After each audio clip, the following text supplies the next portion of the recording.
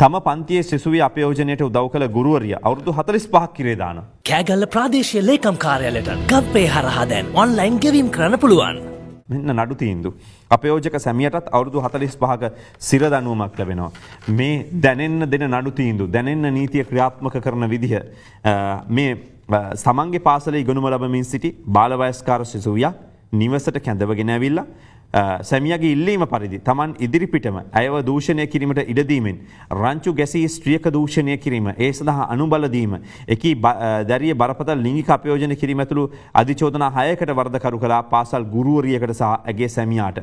කොළ මහාධිකරණ විනිසුරු නවරත්න මාරසිංහ මහතා බරපතල වැඩ සහිතව වසර 45 බැගින් සිර දඬුවම් නියම කළා. චෝදනා 3ට වෙන්වෙන්ම නියම කළා මේ සිර දඬුවම් කාලය වසර 5කින් ගෙවී යන විදිහට. ඉතින් මේ සිදුවීම සම්බන්ධයෙන් සඳහන් කරනවා නම් මේක විශේෂයෙන්ම ඉතාමත්ම කනගාටුදායක සිදුවීමක්. පෙර Tamanට මොන හරි දඬුවම් නියම කරන්න ඉස්සලා කියන්න තියනවද කියලාත් ඇහුවා. ඉතින් කෙසේ වෙතත් මේකේ වින්දිත කාන්තා ස්වාමීනි මෙතුමිය මගේ ගුරුවරියක්, මම ඇගේ සිසුවියක් කියන කරුණවත් නොසලකායි මට මේ අපරාධය කළේ. එබැවින් ලබා දිය හැකි උපරිම දඬුවම ලබා දෙන්න කියලා වින්දිත කාන්තාව ඉල්ලීමක් කළා. මේ සිද්ධියට වනකොට වින්දිත දැරියට වයස අවුරුදු 16යි මාස 10යි. ඇගේ සම වයස පසුවන කුඩා දැරියන් දෙදෙනෙකුගේ මව්පියන් වෙනවා මේ විත්තිකරුවෝ. මේක ඉතාමත්ම බරපතල වැරද්දක් කියලා රජයේ අධිනීතිඥවරිය තොරතුරු දැක්වුවා. ඉතින් මේ වගේ වරදකට දෙන්න පුළුවන් උපරිම දඬුවම දෙන්න කියලා තමයි කියන්නේ. ඉතින් කෙසේ වෙතත් මේ වෙලාවේදී මේ වරදකාරියට දඬුවම් නියම කරන්න පුළුවන් කියලා ලෝටම කියාපාමින් දඬුවම් නියම කරපු අවස්ථාව මේ යුවලගේ බාලදියණිය වයස අවුරුදු 17ක තැනැත්තියක්. ඇගේ බාරකාරත්වයේ පවුලේ ළඟම ඥාතියෙකු බාරගත යුතුයි මේ අනාදී දේවල් කියලා කිව්වා.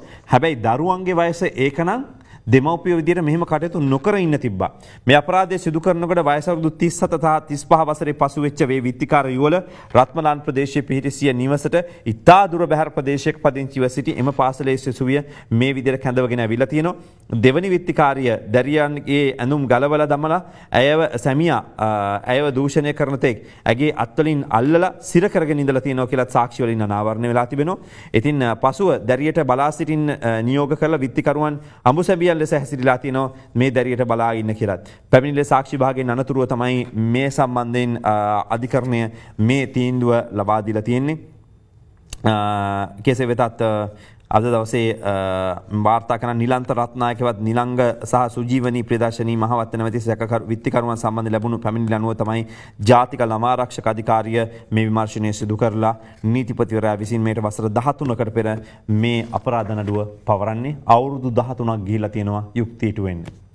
ඒ වෙලාවේ අවුරුදු 16යි මාස 9ක දරුවට අවුරුදු 13ක් ගියන් පස්සේ දැන් අවුරුදු 29ක් විතර වෙනවා. එච්චර කල් ගියත් නීතිය ක්‍රියාත්මක වෙලා තියෙනවා. ඉතින් පොඩි ඉස්කෝලේ වයසේ ළමයි මොනවා කරන්නේ. ඉතින් මේ කෙසේ වෙතත් මේ ලබා දීලා තියෙන දඬුවම තව කට්ටියකට තීන්දුව తీරන ගන්න හේතුපාදක වේවි. බියටපත් කරන තීන්දුව වෙයි. අද දවසේ පුවත්පතේ වාර්තා කරලා තිබෙනවා. පුවත්පතේ ප්‍රධාන සිරස්තලයක් විදිහට ඒ ගැන